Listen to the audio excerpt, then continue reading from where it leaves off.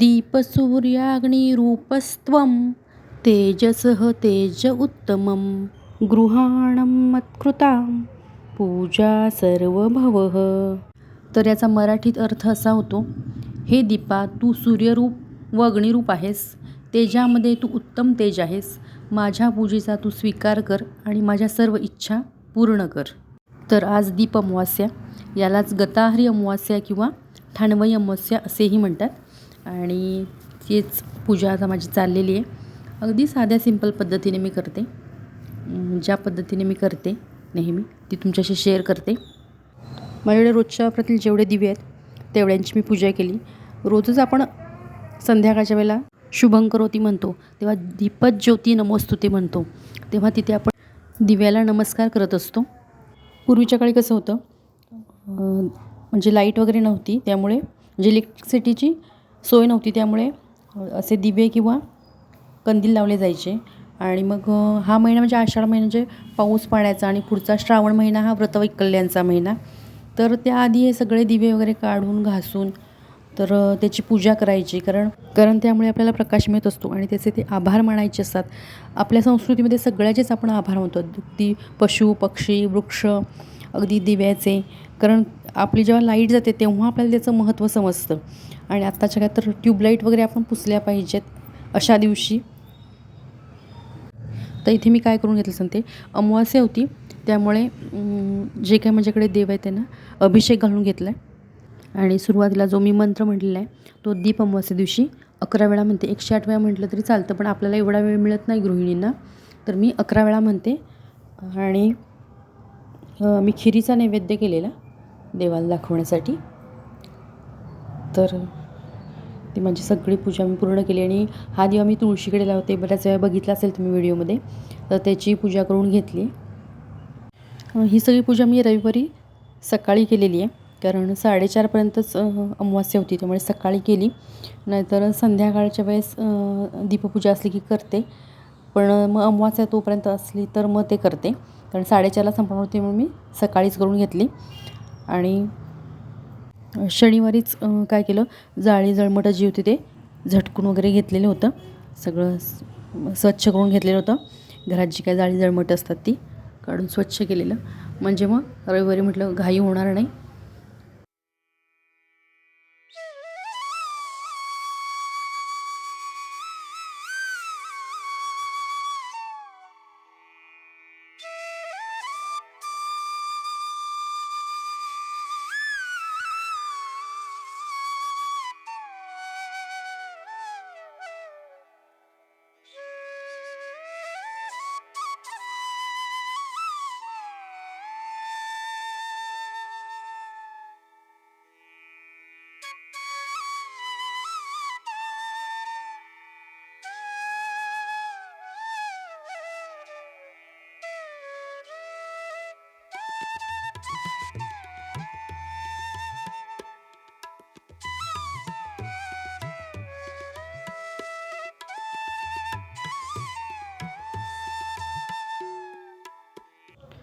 रविवारी कोल्हापूरच्या राजाचं ना कोल्हापूरमध्ये आगमन झालं.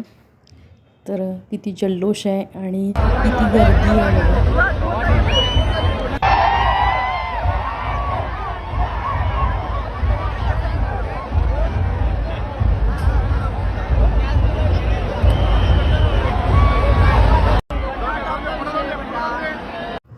आता हा जो व्हिडिओ आहे ना तो सोमवारचा आहे, म्हणजे श्रावणातला जो पहिला सोमवार आहे त्या दिवशीचा आहे, म्हणजे 2 दिवसाचे व्हिडिओ टाकलेले आहेत मी हे.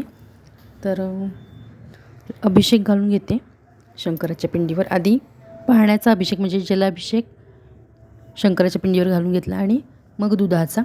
आणि मध माझ्याकडे नव्हता, त्यामुळे मी दही होतं पण मध नसल्यामुळे ते पंचामृताचं घातलं नाही. दूध आणि साखर याचा घालून घेते अभिषेक. आणि नंतर पुन्हा थोडासा जलाभिषेक करायचा आणि मग पूजा करून घेणार. बाकीची पूजा करून घेतलेली आहे. शंकराची करायची होती. भगवान शंकराची पूजा आता झालेली आहे. आणि हे असं झालं आपल्या घरात अशी कोणतीही पूजा. आता कालही दीप अमावास्या होती, तर अमावास्या असूनही आपण जेव्हा सगळं जाळी जळमट झटकतो किंवा सगळं स्वच्छ करतो, देवपूजा करतो, तेव्हा पॉझिटिव्हिटी निर्माण होते. तसंच आताही आपल्याला पूजा झाल्यावर मला वाटते की छान घरात प्रसन्न वातावरण निर्माण होतं. आणि प्रत्येकजणच आपल्याला ज्या पद्धतीने जमते पूजा त्या पद्धतीने करत असतात. आणि फक्त यात मनोभावी पूजा केली की मनाला शांतता, समाधान लाभते. आणि घरातल्या आणि सगळ्यांना वाटतं की घरात आज पॉझिटिव्हिटी आहे, व सगळ्यांना वाटत जातं. जिथे भाव तिथे देव. त्यामुळे आपण अगदी साध्या पद्धतीने केली तरी ती देवाला पूजा मान्य होत असते. राणा शिवचंद्र मौळी फणींद्र माथा मुक्टी जळाळी कारुण्य सिंधू भवदुःख हारी तुझे शंभो मजकोण तारी. ओम शिवाय नमः. ओम शंभवे नमः. ओम शशिशेखराय नमः. शिवाष्टोत्तर नामावली म्हणजेच भगवान शंकरांची 108 नावं घेऊन बिल्वपत्र वाहत पूजा करायची असते. नावं घेत तर माझ्याकडे काय झालं, बेल आणलेला तो विषम संख्येत वाहायचा असतो आणि तेवढे होत नव्हते. मग मी काय केलं, एकच पान घेत ती 108 नावं घेत ते बेलपत्र वाहिलं आणि नंतर नामजप केला. म्हणजे नमः शिवाय असं 108 वेळा जपमाळ केली. आणि भगवान शंकरांना पांढऱ्या वस्तू आवडतात, तर त्या जास्तीत जास्त आज घालायच्या. तर भस्म लावला आहे मी प्रदोषा दिवशी, सोमवारचं पण लावते. त्याचबरोबर चंदन पण लावलेलं आहे आणि पांढरं वस्त्र, कापसाचं पांढरं वस्त्र घातलेलं आहे. या वस्त्राला कुंकू लावायचं नसतं. आणि अभिषेक वगैरे घातला तो मी सकाळी घातला.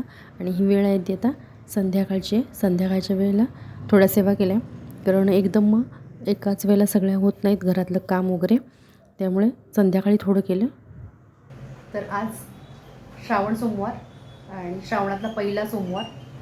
काल दीप अमावास्या झाली, म्हणजे त्याला ठाणवई अमावास्याही म्हणतात. तर ती क्लिप मी जोडलेली आहे. आणि श्रावण महिन्याची इतकी सुंदर सुरुवात झालेली आहे, छान वाटलं आज. आणि ही वेळ आहे संध्याकाळची, कारण सकाळी अभिषेक वगैरे सगळं करायचं होतं, मुलांचे डबे वगैरे होते, त्यामुळे संध्याकाळचा दिवा वगैरे लावून असं नामजप वगैरे झालं आणि मग चालू केले मी. आता नैवेद्य वगैरे करणार आहे. नमस्कार, मी पद्मजा, राजा राणीज वर्ल्ड या आपल्या यूट्यूब चॅनलवर मी आपल्या सर्वांचं मनापासून स्वागत करते. तर दाखवते तुम्हाला, देवघरा दाखवते.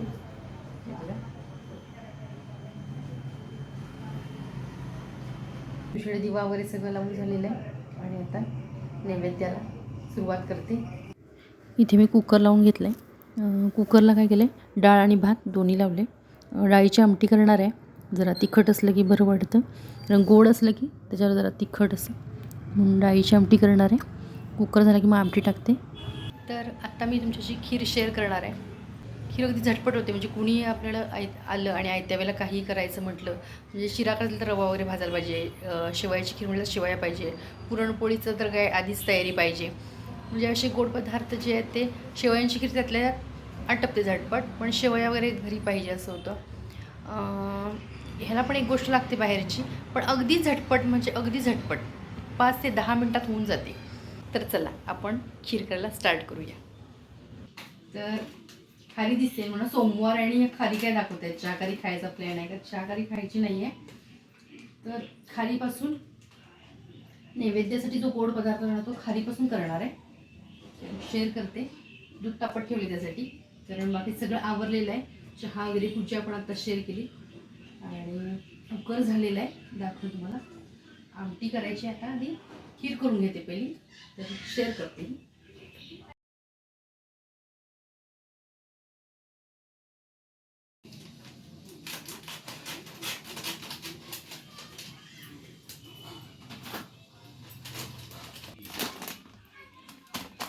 ही अशी खारी घेतली आता आणि हे असं पॅक केलं इथून, म्हणजे हे होऊ नये म्हणून.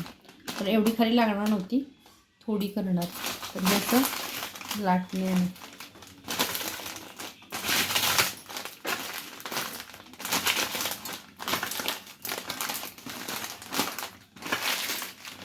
दुधाला उकळी आल्यावर ही खारी जी बारीक झालेली होती ना, बारीक केलेली, ती आता घालून घेते मी दुधामध्ये. तर ही नंतर घट्ट होते खीर थोड्या वेळाने. तर नंतर आणि मी दूध घातलं, म्हणजे उकळतानाच नंतर घातलेलं आहे. तर खारी आधी थोडा वेळ शिजवून घ्यायची, त्यात जास्त वेळ लागत नाही, लगेच हे होऊन जाते. आणि मग साखर टाकायची त्यात. तर एकदम टेस्टला भारी लागते, मस्तच होते ही. आणि आयत्या वेळेला हा पर्याय करायला छान आहे, कारण आपण ठराविकच खिरी करतो, एक शेवयाची, तांदळाची, गव्हाची. तर ही एक वेगळी. आता साखर घालून घेते. साखर आपल्याला ज्याप्रमाणे गोड लागते खीर त्याप्रमाणे घालून घ्यायची. आणि मी दूध ह्यात ॲड केलेलं लक्षात येत असेल, तर आधी थोडं ठेवलेलं आणि नंतर आणि थोडंसं पेलाभर घातलं दूध त्यात ॲड केलं, कारण मग उतू गेलं असतं. आता साखर विरघळलेली आणि खीर बघा जराशी अशी घट्ट झाली आहे, मागाशी होती त्याच्यापेक्षा घट्ट झाली. आता त्यामध्ये वेलची पूड, म्हणजे वेलदोडा पूड आणि जायफळ पूड असं घालून घेतलं आहे आणि थोडंसं मिक्स करते. आणि मग आपली खीर तयार झाली. आणि खीर एकदम छान झालेली. यामध्ये खवा आणि चारोळी नव्हती तरीसुद्धा मस्त झालेली. ते घातलं तर आणि एकदम टेस्ट सुंदर येते. तर अशी पटकन होणार आणि वेगळ्या चवीची, आणि कुणालाही ओळखता येणार नाही अशी जर खीर तुम्ही केलात, कोणाला असेल तर अजिबात त्यांना ओळखणार नाही. जोपर्यंत तुम्ही सांगणार नाही की ती कसली खीर आहे तोपर्यंत ती कळणार पण नाही. आधी एकदा करून बघा, थोडीशी करून बघा. आणि चपाती भाजी अजून करून घ्यायची आणि आमटी फोडणी टाकायची. तर ते आता करून घेते. कुकर थंड झालं आणि मग आमटी करून घेतली आणि लगेच चपाती भाजी करून घेतली, कारण नैवेद्य दाखवून आरती करायची होती.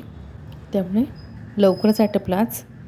आणि तुम्हाला माझे व्हिडिओ पाहायला आवडत असल्यास प्लीज लाईक, शेअर आणि सबस्क्राईब करा. तुमच्या लाईक आणि कमेंटमुळे व्हिडिओ अजून छान करण्यासाठी उत्साह येतो. आता मी 2 गोष्टी यामध्ये घातलेल्या नाहीत, तर त्या कोणत्या सांगते. पेढे किंवा खवा यायला लागतो आणि चारोळी, त्या 2 गोष्टी माझ्याकडे नव्हत्या, तर त्या मी घातलेल्या नाहीत. पण ते घातल्यावर आणि छान होते, मस्त होते अगदी. म्हणजे ओळखतही नाही. आता ही ओळखतच नाही केल्यावर, कुणाच लक्षात येत नाही की कसली केलेली आहे खीर.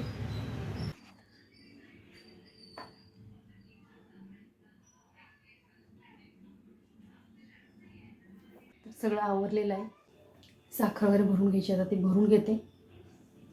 उद्याच काहीतरी बघायचं, कारण आजचं झालं. पण उद्याची पण भाजी वगैरे, सकाळी डबे असतात, दोघांची डबे चालू झालेले आहेत.